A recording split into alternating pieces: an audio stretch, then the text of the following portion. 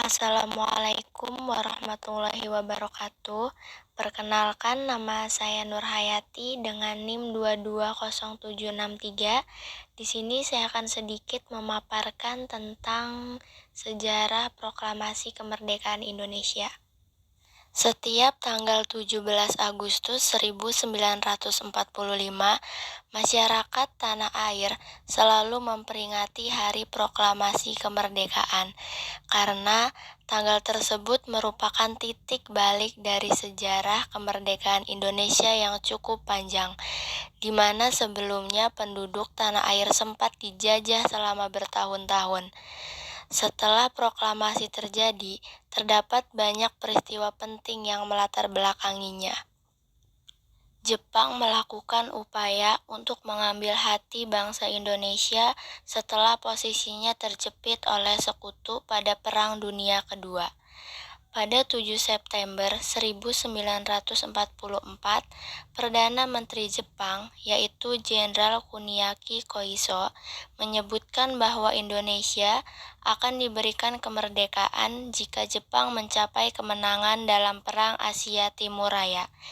Janji mewujudkan kemerdekaan ini diwujudkan dengan membentuk Badan Usaha Persiapan Kemerdekaan Indonesia atau BPUPKI. BPUPKI diumumkan pada tanggal 1 Maret 1945 oleh Jenderal Kumakichi Harada dan diresmikan pada tanggal 29 April 1945. Sidang pertama BPUPKI dilakukan pada tanggal 29 Mei sampai 1 Juni 1945 untuk merumuskan asas dan dasar negara. Hal ini diikuti dengan pembentukan Panitia 9 pada tanggal 22 Juni 1945 untuk merancang Piagam Jakarta. Sidang kedua BPUPKI dilanjutkan pada tanggal 10 sampai 17 Juli 1945 untuk membahas tentang bentuk negara dan rancangan undang-undang dasar termasuk pembukaan dan batang tubuh. Setelah menyelesaikan tugasnya, BPUPKI kemudian dibubarkan pada tanggal 7 Agustus 1945. Hasil sidang BPUPKI kemudian ditindaklanjuti dengan pembentukan Panitia Persiapan Kemerdekaan Indonesia atau PPKI. PPKI diresmikan pada tanggal 9 Agustus 1945 di kota Ho Chi Minh, Vietnam oleh Jenderal Terauchi. Peresmian berdirinya PPKI dihadiri oleh Insinyur Soekarno, Dr. Andes Muhammad Hatta, dan Dr. Rajiman Weddiodiningrat. Pemboman Hiroshima dan Nagasaki. Peristiwa pemboman Hiroshima dan Nagasaki oleh sekutu menjadi faktor eksternal yang mempengaruhi peristiwa proklamasi kemerdekaan. Pada tanggal 6 Agustus 1945, bom pertama jatuh di Hiroshima. Dan 3 hari kemudian, pada tanggal 9 Agustus 1945, bom kedua jatuh di Nagasaki. 2 kota penting yang dihancurkan tersebut membuat kekalahan Jepang atas sekutu sudah di depan mata. Ditambah lagi, pada 14 Agustus 1945, Jepang secara resmi menyerah tanpa syarat kepada sekutu di kapal USS Missouri.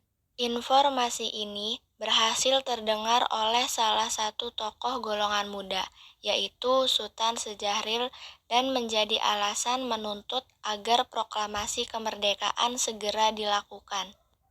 Peristiwa Rengas Dengklok, menyerahnya Jepang kepada sekutu, menimbulkan tekanan golongan muda agar golongan tua segera mempercepat proklamasi kemerdekaan. Namun, kedua tokoh golongan tua yaitu Insinyur Soekarno dan Muhammad Hatta memilih untuk menunggu keputusan Jepang dan hasil sidang PPKI. Hingga tanggal 16 Agustus 1945 dini hari, golongan muda yaitu Suekarni, Wilkana, Aidit, dan Khairul Saleh dari perkumpulan Menteng 31 menculik dan membawa Insinyur Soekarno dan Muhammad Hatta ke Rengas Dengklok. Tujuan penculikan ini tak lain adalah agar Insinyur Soekarno dan Muhammad Hatta mau untuk segera memproklamasikan kemerdekaan pada saat itu.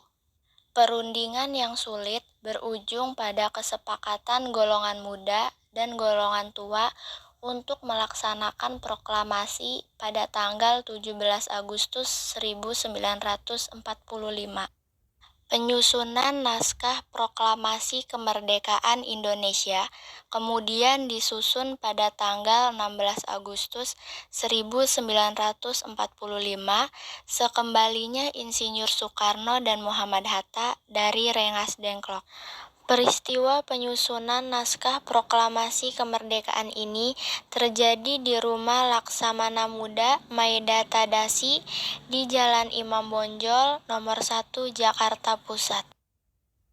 Sayuti Melik menjadi sosok yang bertugas untuk mengetik naskah Proklamasi Kemerdekaan Indonesia. Hingga pada tanggal 17 Agustus 1945 pukul 10, naskah teks Proklamasi Kemerdekaan Indonesia dibacakan oleh Insinyur Soekarno di teras rumahnya yang beralamat di Jalan Pegangsaan Timur dengan suasana yang khidmat. Sekarang, lokasi itu menjadi Monumen Proklamasi atau Tugu Proklamasi. Sementara di hari bersejarah tersebut, bendera merah putih yang dikibarkan dijahit sendiri oleh Ibu Fatmawati. Itulah beberapa peristiwa penting yang melatar belakangi sebelum kemerdekaan Republik Indonesia. Mohon maaf jika banyak salah kata. Terima kasih.